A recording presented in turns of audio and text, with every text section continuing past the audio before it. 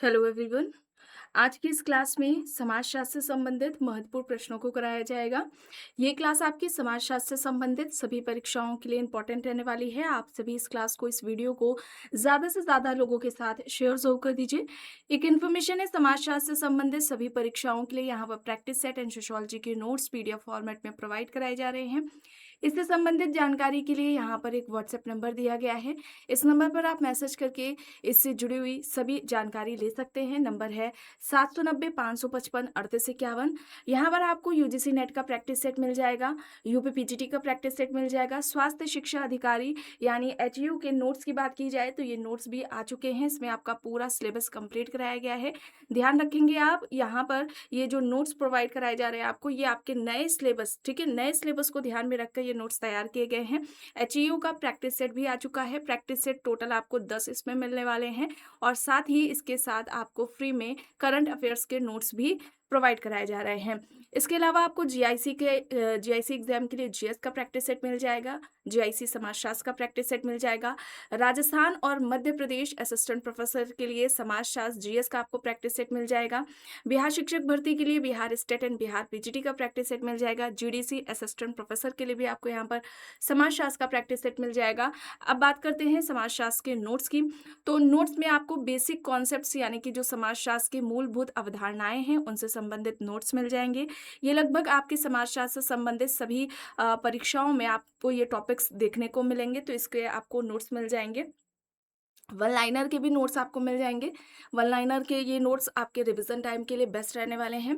इसके अलावा अगर आप थिंकर्स के नोट्स चाहते हैं तो थिंकर्स के भी आपको नोट्स यहाँ पर मिल जाएंगे। इसमें इंडियन थिंकर्स भी दिए गए हैं। सेकंड ग्रेड, ठीक है, फर्स्ट ग्रेड का तो आपको यहाँ पर प्रैक्टिस सेट मिलेगा। सेकंड ग्रेड के लिए आपको यहाँ पर समाजशास्त्र के नोट्स मिल जाएंगे। यूपी पीजीटी, ठीक है, यूपी पीजीटी का आपको यहाँ पर कंप्लीट, ठीक है, ये नोट्स मिल जाएंगे। इसमें आपके यूपी पीजीटी के सारे टॉपिक्स को कंप्लीट कराया गया है। जैसा कि सुनने में आया था जुलाई तक, फिर अभी आ रहा है सुनने में कि अगस्त तक आपका ये इसका पीजीटी का जो विज्ञापन है वो जारी हो जाएगा। पहले आपका असिस्टेंट प्रोफेसर के लिए आएगा, ठीक है, विज्ञापन, और फिर उसके बाद आपको पीजीटी के लिए आपको विज्ञापन देखने को मिलेगा। कोई भी इससे जुड़ी हुई जानकारी चाहते हैं तो ये यहाँ पर नीचे व्हाट्सएप नंबर दिया गया है, 790-555-3851। इस व्हाट्सएप नंबर पर आप मैसेज करके इससे जुड़ी हुई जानकारी ले सकते हैं। बस कुछ ही देर में क्लास शुरू होने वाली है। आप सभी इस क्लास को, इस वीडियो को ज़्यादा से ज़्यादा लोगों के साथ शेयर ज़रूर कर दीजिए और ध्यान रखें, आप में से जितने भी लोगों की एचईओ यानी कि स्वास्थ्य शिक्षा अधिकारी का एग्ज़ाम है, तो यहाँ पर आपको इस चैनल पर आपको दोपहर 1 बजे क्लासेस मिल जाएँगी। मंडे टू सैटरडे ये क्लासेस होती हैं। इसका आपको प्लेलिस्ट में फ़ोल्डर भी मिल जाएगा अलग से। अभी तक जितनी भी क्लासेस हुई हैं, सभी को एक फ़ोल्डर में कर दिया गया है। ये आपको फ़ोल्डर चैनल के प्लेलिस्ट में मिल जाएगा। चलिए शुरू करते हैं। देखिए यहाँ पर प्रश्न है, निम्नलिखित में से किस महिला समाजशास्त्री या मानव शास्त्री ने मेघालय की खासी मातृसत्तात्मक जनजाति का गहन क्षेत्रीय अध्ययन किया है? ऑप्शंस में है इरावती कार्वे, लीला दुबे, चिए नकाने, नीरा देसाई। यहाँ पर आपका सही आंसर क्या हो जाएगा? इनमें से कौन है महिला समाजशास्त्री जिन्होंने मेघालय की खासी मातृसत्तात्मक जनजाति का गहन अध्ययन किया है?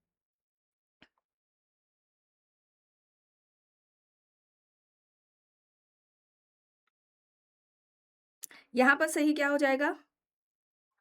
यहाँ पर राइट आंसर क्या हो जाएगा? चिए नकाने हो जाएगा, ठीक है, चिए नकाने हो जाएगा। सी यहाँ पर राइट आंसर हो जाएगा। ये जापानी मानव शास्त्री हैं। इन्होंने ये भारत में इन्होंने मेघालय की जो खासी जनजाति है, और ध्यान रखेंगे इस तरह से पूछा जा सकता है, तो यहाँ पर इन्होंने मेघालय प्लस असम की, ठीक है, मेघालय और असम की जनजातियों का तुलनात्मक, ठीक है, असम की जो जनजाति है उनमें मातृसत्तात्मक व्यवस्था पाई जाती है, ठीक है, मातृसत्तात्मक व्यवस्था का तुलनात्मक अध्ययन किया था, ठीक है, तुलनात्मक अध्ययन इन्होंने किया था। ये आप याद रखेंगे, इंपॉर्टेंट है, पूछा जा सकता है इस तरह से। चलिए अब यहाँ पर देखिए मिलान करना है, फील्ड वर्क से रिलेटेड प्रश्न है।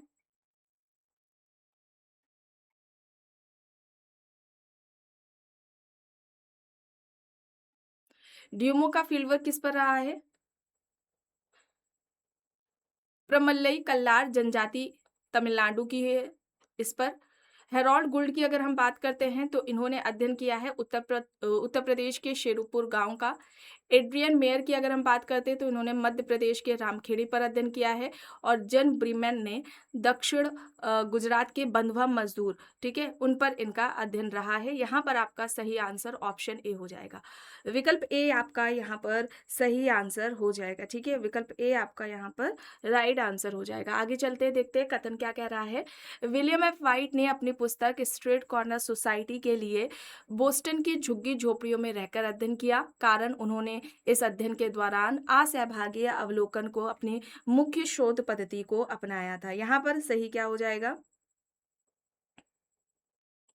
तो देखिए, पहला विकल्प कथन तो सही है, लेकिन कारण उन्होंने इस अध्ययन के दौरान असहभागी अवलोकन पद्धति को अपनाया था, ये गलत है, ठीक है। उन्होंने सहभागी अवलोकन पद्धति का प्रयोग किया था, ठीक है। तो यहाँ पर आपका कथन तो सही हो जाएगा और जो कारण है वो यहाँ पर गलत हो जाएगा, यानी कि आपका आंसर यहाँ पर ऑप्शन ए हो जाएगा। चलिए, अब यहाँ पर देखिए, पंजाब के एक गांव का अध्ययन करके social change in north Indian village पुस्तक लिखने वाले विद्वान कौन है? ए एम शाह है, प्रकाश चंद्र है, एस एल शर्मा है, बी आर चौहान। यहाँ पर ऑप्शंस दिए गए हैं। सही आंसर यहाँ पर आपका क्या हो जाएगा? पंजाब के गांव का अध्ययन करके social change in north Indian village, इस पुस्तक को लिखने वाले कौन है?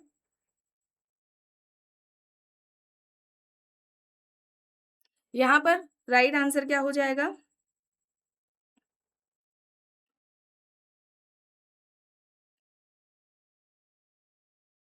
यहाँ पर एस एल शर्मा हो जाएगा। S L Sharma, option C यहाँ पर राइट आंसर हो जाएगा। एस एल शर्मा की बात की जाए तो इन्होंने पंजाब के जो गांव हैं, ठीक है, पंजाब के गांवों पर आधुनिकता व सामाजिक परिवर्तन, ठीक है, आधुनिकता व सामाजिक परिवर्तन का अध्ययन किया है, ठीक है। इसे आप याद रखेंगे।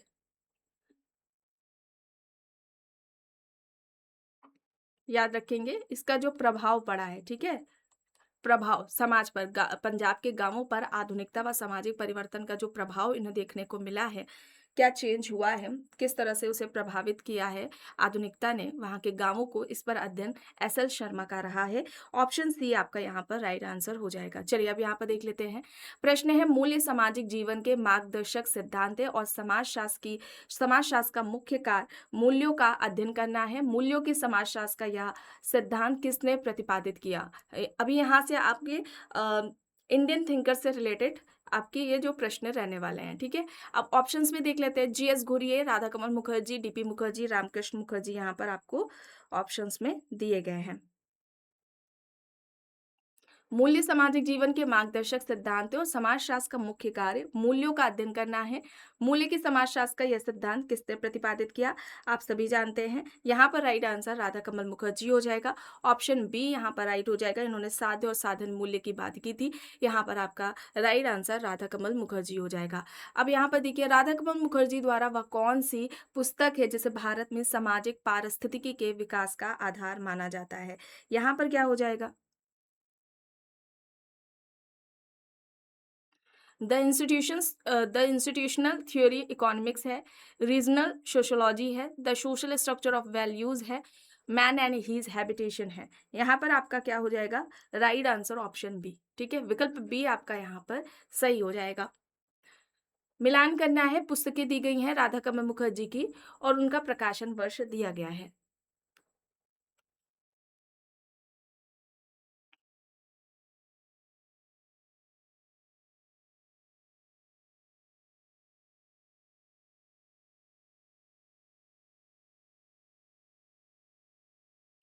और यहाँ पर एक पुस्तक रामकृष्ण मुखर्जी की भी है, ये सेकेंड वाली, the dynamics of rural society, ठीक है। The dynamics of a rural society.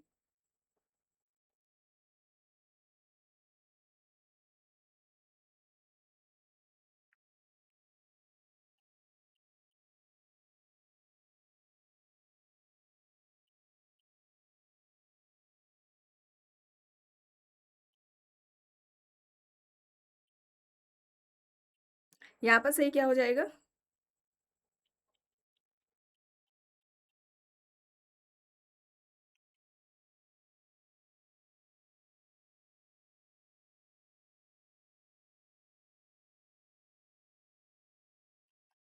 यहाँ पर the social structure of values 1949 में आती है। Sorry. The dynamics of a rural society, ये आपकी 1957 में आती है। The philosophy of social science 1960 में आती है। The cosmic art of India 1953 में। यहाँ पर आपका जो सही आंसर है ऑप्शन ए यहाँ पर आपका सही हो जाएगा। ठीक है, विकल्प ए आपका यहाँ पर राइट आंसर हो जाएगा, the dynamics of a rural society. इसमें रामकृष्ण मुखर्जी ने बंगाल के ग्रामीण समाज की आर्थिक संरचना और सामाजिक परिवर्तन का इन्होंने अध्ययन किया था। ये किसकी है? रामकृष्ण मुखर्जी की है। रामकृष्ण मुखर्जी की ये पुस्तक है। इस पुस्तक में बंगाल का जो ग्रामीण समाज की आर्थिक संरचना है और उसमें जो सामाजिक परिवर्तन हुआ है उसका अध्ययन इन्होंने किया है। चलिए अब यहाँ पर देख लेते हैं कथन क्या कह रहा है। राधा कमल मुखर्जी ने समाजशास्त्र को एक महाविज्ञान बनाने का प्रयास किया। कारण उनका मानना था कि अर्थशास्त्र, मनोविज्ञान, भूगोल और समाजशास्त्र को अलग करके मानव व्यवहार को पूर्णता में नहीं समझा जा सकता। यहाँ पर सही क्या हो जाएगा? ये स्टेटमेंट भी एग्जाम्स में आता है। किसने समाजशास्त्र को एक महाविज्ञान कहा? राधा कमल मुखर्जी के द्वारा बात कही गई थी। ये स्टेटमेंट आता है आपका एग्जाम में। यहाँ पर कथन और कारण दोनों ही सही होगा। कारण कथन की सही व्याख्या हो जाएगी। ऑप्शन ए आपका यहाँ पर राइट आंसर हो जाएगा। प्रश्न है, राधा कमल मुखर्जी ने मानव चेतना और चेतना के विकास के स्तरों के आधार पर मूल्यों को किन दो मुख्य भागों में विभाजित किया? प्राथमिक और द्वितीयक मूल्य, साध्य मूल्य और साधन मूल्य, नैतिक और अनैतिक मूल्य, व्यक्तिगत और सामाजिक मूल्य। यहाँ पर आपका सही क्या होगा? मानव चेतना और चेतना के विकास के स्तरों के आधार पर मूल्यों को किन दो मुख्य भागों में विभाजित किया है राधा कमल मुखर्जी ने? साध्य मूल्य और साधन मूल्य। ठीक है, साध्य मूल्य और साधन मूल्य, ऑप्शन बी यहाँ पर आपका सही हो जाएगा आंसर। प्रश्न है, आधुनिक सभ्यता मूल्यों के संकट से गुजर रही है क्योंकि विज्ञान ने साधनों को साध्य बना दिया है। यह महत्वपूर्ण कथन किस भारतीय समाजशास्त्री का है? ऑप्शंस में है DP Mukherjee, Radha Kamal Mukherjee, A R Desai, M N Srinivas. आधुनिक सभ्यता मूल्यों के संकट से गुजर रही है क्योंकि विज्ञान ने साधनों को साध्य बना दिया है। यह कथन किसका है? यहाँ पर सही हो जाएगा राधा कमल मुखर्जी। ठीक है, राधा कमल मुखर्जी, ऑप्शन बी यहाँ पर आपका सही होगा आंसर। राधा कमल मुखर्जी ने लघु समुदाय और वृहद समुदाय के बीच संतुलन को समझने के लिए किस अवधारणा का प्रयोग किया जो पारिस्थितिकी से प्रेरित है? ऑप्शन देख लीजिए, सामाजिक अंतरक्रिया, पारिस्थितिकीय संतुलन, सामाजिक गतिशीलता, सांस्कृतिक आत्मसातीकरण। यहाँ पर आपको ऑप्शंस दिए गए हैं। यहाँ पर सही आपका क्या हो जाएगा? सामाजिक अंतरक्रिया, पारिस्थितिकीय संतुलन, सामाजिक गतिशीलता और सांस्कृतिक आत्मसातीकरण दिया गया है। यहाँ पर सही होगा पारिस्थितिकीय संतुलन। ऑप्शन बी आपका यहाँ पर राइट आंसर हो जाएगा। प्रश्न है, राधा कमल मुखर्जी की पुस्तक the dimensions of human evolution 1963 में आती है जो कि मुख्य रूप से किस विषय पर केंद्रित है? ऑप्शन देख लीजिए, मानव का जैविक विकास, विकल्प बी है मूल्यों के माध्यम से मानव चेतना और समाज का आध्यात्मिक सामाजिक विकास, ऑप्शन सी है भारतीय ग्रामीण अर्थव्यवस्था का पतन और ऑप्शन डी है औद्योगिक श्रमिक आंदोलन। यहाँ पर आपका सही क्या हो जाएगा? यहाँ पर सही आपका आंसर क्या हो जाएगा? मूल्यों के माध्यम से मानव चेतना और समाज का आध्यात्मिक सामाजिक विकास हो जाएगा, विकल्प बी। ठीक है, ऑप्शन बी आपका यहाँ पर सही आंसर हो जाएगा। प्रश्न है, कथन देखिए क्या कह रहा है। राधा कमल मुखर्जी ने लखनऊ स्कूल ऑफ सोशियोलॉजी को एक विशिष्ट पहचान दिलाई। कारण इसको इस स्कूल ने शुद्ध पश्चिमी सिद्धांतों को नकारते हुए भारतीय दर्शन, कला और पारिस्थितिकी को समाजशास्त्र का हिस्सा बनाया। यहाँ पर क्या हो जाएगा? यहाँ पर राइट आंसर क्या हो जाएगा?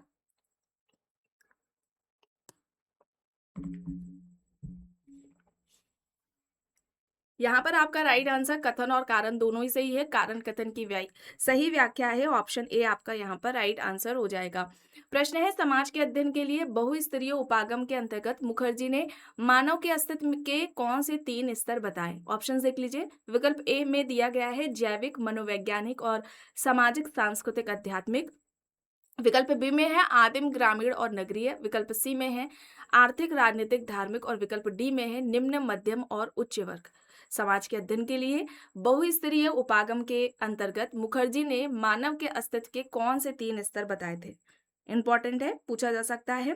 यहाँ पर आपका सही होगा जैविक, मनोवैज्ञानिक, सामाजिक, सांस्कृतिक, आध्यात्मिक। ऑप्शन ए आपका यहाँ पर सही आंसर हो जाएगा। चलिए अब यहाँ पर देखिए पुस्तक से संबंधित है the culture and art of India, जो कि 1959 में आती है। यह पुस्तक किसके द्वारा लिखी गई है?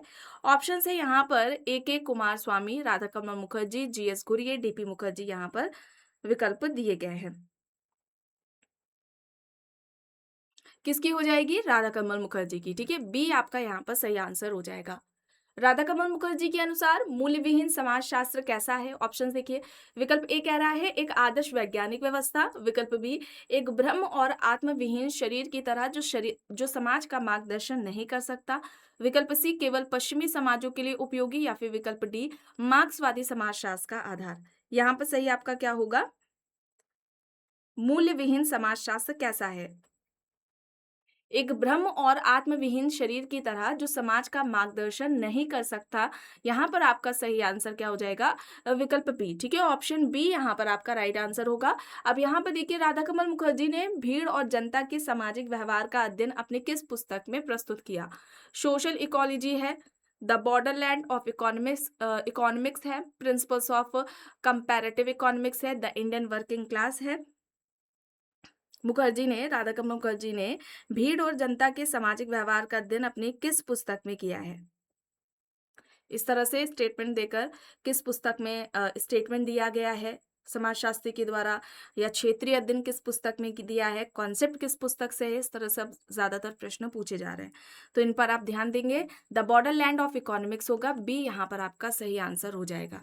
चलिए अब यहाँ पर देखिए भारत के किस समाजशास्त्री को इंटर डिसिप्लिनरी अप्रोच यानी कि अंतर विषयक दृष्टिकोण का पुरोधा माना जाता है, जिन्होंने अर्थशास्त्र से अपने करियर की शुरुआत की और समाजशास्त्र के शीर्ष पर पहुंचे? रामकृष्ण मुखर्जी, राधा कमल मुखर्जी, बुर्जदेव, योगेंद्र सिंह। यहाँ पर दिया गया है अंतर विषयक दृष्टिकोण, ये एग्जाम में इस तरह से पूछा गया है। किसने प्रयोग किया था? राधा कमल मुखर्जी ने। ऑप्शन बी यहाँ पर आपका सही आंसर हो जाएगा। अब देखिए अदृष्टिक ट्राउन इन ट्रांजिशन नामक क्षेत्रीय अध्ययन रिपोर्ट राधा कमल मुखर्जी ने किस शहर के संदर्भ में तैयार की थी? लखनऊ, कानपुर, गोरखपुर, मेरठ। यहाँ पर दिया गया है। यहाँ पर आपका क्या हो जाएगा? गोरखपुर हो जाएगा। गोरखपुर, सी यहाँ पर सही हो जाएगा। राधा कमल मुखर्जी ने महानगरीय समाज की तुलना में किस प्रकार के समाज को अधिक मानवीय और नैतिक माना? क्षेत्रीय या क्षेत्रीय समुदाय, औद्योगिक समाज, आदिम समाज, पूंजीवादी समाज। यहाँ पर दिया गया है महानगरीय समाज की तुलना में किस प्रकार के समाज को अधिक मानवीय और नैतिक माना राधा कमल मुखर्जी ने? यहाँ पर क्या हो जाएगा आपका? क्षेत्रीय समुदाय। ऑप्शन ए आपका यहाँ पर सही होगा answer. The social function of art पुस्तक में मुखर्जी ने क्या सिद्ध करने का प्रयास किया? कला केवल मनोरंजन का साधन है, कला समाज के सामूहिक मूल्यों और सामाजिक चेतना की अभिव्यक्ति का माध्यम है, कला समाजशास्त्र का कोई संबंध नहीं है, पश्चिमी कला भारतीय कला से श्रेष्ठ है। चलिए यहाँ पर बताएं सही क्या है। The social function of art, Mukherjee ने इस पुस्तक में क्या सिद्ध करने का प्रयास किया है? क्या तर्क है इनका? कला समाज के सामूहिक मूल्यों और सामाजिक चेतना की अभिव्यक्ति का माध्यम है। यहाँ पर आपका बी सही आंसर हो जाएगा। बी यहाँ पर आपका राइट है। कथन देखिए क्या कह रहा है। राधा कमल मुखर्जी को पूर्वीय रहस्यवाद और आधुनिक विज्ञान का समन्वयकर्ता माना जाता है, कारण उन्होंने उपनिषदों के दर्शन को सामाजिक पारिस्थितिकी के वैज्ञानिक सिद्धांतों के साथ जोड़ा है। यहाँ पर सही क्या होगा आपका?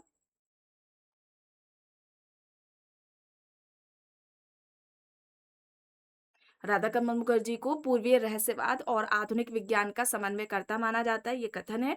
कारण है उन्होंने उपनिषदों के दर्शन को सामाजिक पारिस्थितिकी के वैज्ञानिक सिद्धांतों के साथ जोड़ा। यहाँ पर आपका कथन और कारण दोनों ही सही है। कारण कथन की सही व्याख्या है, विकल्प ए आपका यहाँ पर सही होगा। अब यहाँ पर देखिए the institutional theory of economics में मुखर्जी ने अर्थशास्त्र की किस बात के लिए आलोचना की है? देखिए पहला विकल्प क्या कह रहा है? ऑप्शन ए गणितीय मॉडल ना होने के कारण। विकल्प बी है मानव को केवल एक आर्थिक प्राणी माने और और उसके सामाजिक नैतिक मूल्यों की उपेक्षा करने के कारण। ऑप्शन सी भारतीय कृषि पर ध्यान न देने के कारण। ऑप्शन डी पूंजीवाद का समर्थन करने के कारण। यहाँ पर सही क्या हो जाएगा? यहाँ पर सही हो जाएगा मानव को केवल एक आर्थिक प्राणी मानने और उसके सामाजिक नैतिक मूल्यों की उपेक्षा करने के कारण। यहाँ पर जो सही होगा ऑप्शन बी यहाँ पर आपका राइट आंसर हो जाएगा। देखिए प्रश्न यहाँ पर क्या कह रहा है, राधाकमल मुखर्जी के समाजशास्त्री विचारों को किस श्रेणी के अंतर्गत सबसे सटीक रूप में रखा जाता है। देखिए मार्क्सवादी या द्वंद्वात्मक है, संरचनात्मक प्रकार्यात्मक है, सिंथेटिक और मूल्य उन्मुख है और व्यवहारवादी यहाँ पर दिया गया है। राधाकमल मुखर्जी के समाजशास्त्री विचारों को किस श्रेणी के अंतर्गत सबसे सटीक रूप से रखा जा सकता है। यहाँ पर आपका क्या हो जाएगा, सिंथेटिक और मूल्य उन्मुख। आपका यहाँ पर ऑप्शन सी हो जाएगा, सिंथेटिक और मूल्य उन्मुख होगा आपका यहाँ पर सी राइट आंसर हो जाएगा। आखिरी प्रश्न है, समाजशास्त्र में केवल अमूर्त बातें नहीं होनी चाहिए बल्कि उसे अनुभवजन और सांख्यिकी रूप से पुष्ट होना चाहिए। भारत में सांख्यिकी समाजशास्त्र को बढ़ावा देने वाले मुख्य समाजशास्त्री कौन है। विकल्प में है राधाकमल मुखर्जी, रामकृष्ण मुखर्जी, पीसी महालनोबिस, एमएन श्रीनिवास। यहाँ पर आपका सही आंसर क्या हो जाएगा, यहाँ पर राइट आंसर आपका हो जाएगा रामकृष्ण मुखर्जी। रामकृष्ण मुखर्जी ऑप्शन बी आपका यहाँ पर सही आंसर हो जाएगा। तो आज की इस क्लास में बस इतना ही। आई होप ये क्लास आपको पसंद आई होगी। अगर पसंद आई है तो प्लीज़ लाइक करिएगा, कमेंट करके ज़रूर बताइएगा। चैनल पर अगर आप नए हैं तो चैनल को भी ज़रूर सब्सक्राइब कर लीजिएगा एंड इस वीडियो को जितना हो सके ज़्यादा से ज़्यादा लोगों के साथ शेयर भी ज़रूर करिएगा।